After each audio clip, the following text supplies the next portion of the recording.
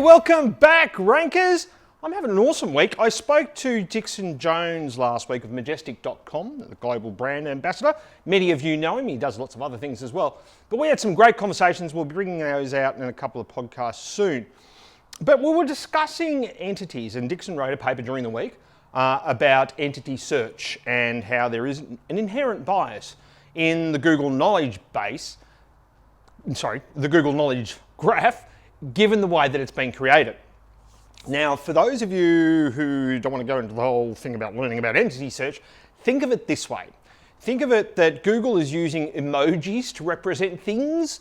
So, for instance, a upside down smile with a tear, that's upset, right? We know that with an emoji.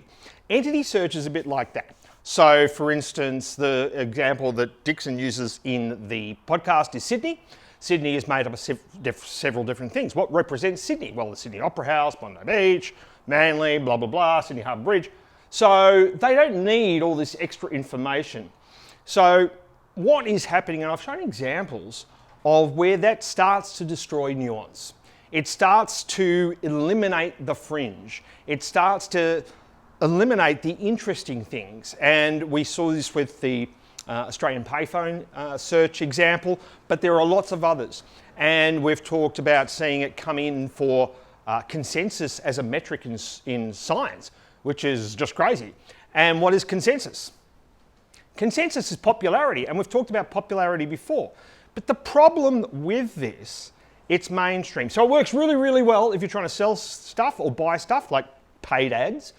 But if you're trying to research, it's not as good. I'm finding it's not as good as it used to be. I'd be interested in you. And what concerns me about where we're heading with search is that we will destroy the nuance. So for instance, I made this morning in my kitchen from a search that I did on the internet. Now,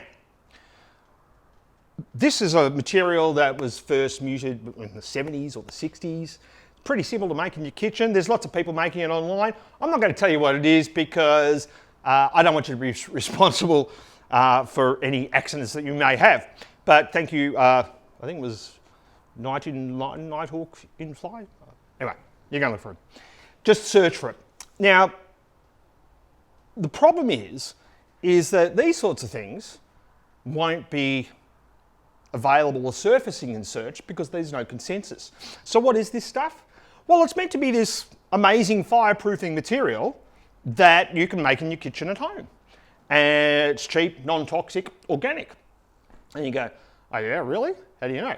Well, you can simply get a blowtorch like this and just blow one. Now, if you think I'm going to light a blowtorch with all this expensive studio equipment around, of course I am, right?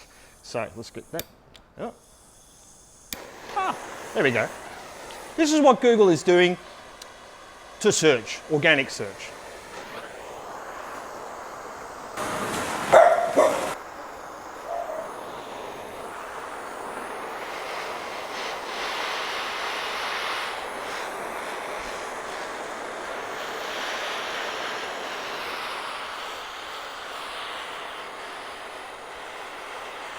Right, now this stuff is pretty cool, huh? Well, it's actually pretty hot, but it's also pretty cool on the other side. So I could go on like this all day, and I made it in my kitchen, and I found it in search. Now you might say, well, Jim, that kind of looks a bit dangerous, as he tries to turn the blowtorch off with one hand. Oh, we're going to get it. Hey, there we go. Okay, don't panic, it's fine. So this is like just one example of things. The other test that, well, there you go, shows you what's on the back. So, oh, show you there too. So this wouldn't be found, right? The way we're heading now with search, because we're losing the things that are on the fringe. I did a survey during the week. I think I told everyone about it. The Tesla, Nikola Tesla. Where did you first hear about Nikola Tesla? Most people that I ask say, not at school in Australia anyway. They learned it after they left school from a weird conspiracy theorist mate, usually myself. But we will lose these things. Now, in case you don't know who Nikola Tesla is, he invented the 20th century. Lots of people have heard about Thomas Edison, but nobody that I knew of growing up had heard about Nikola Tesla.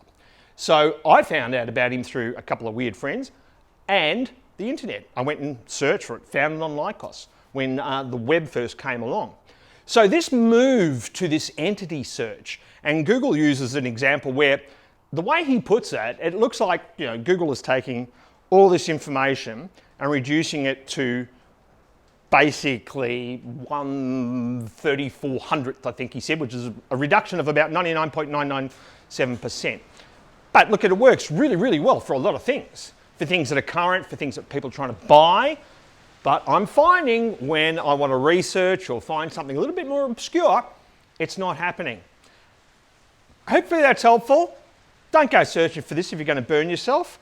And I'm not going to tell you what it is, so you can't blame me if you do. See you next week. Thanks very much. Bye.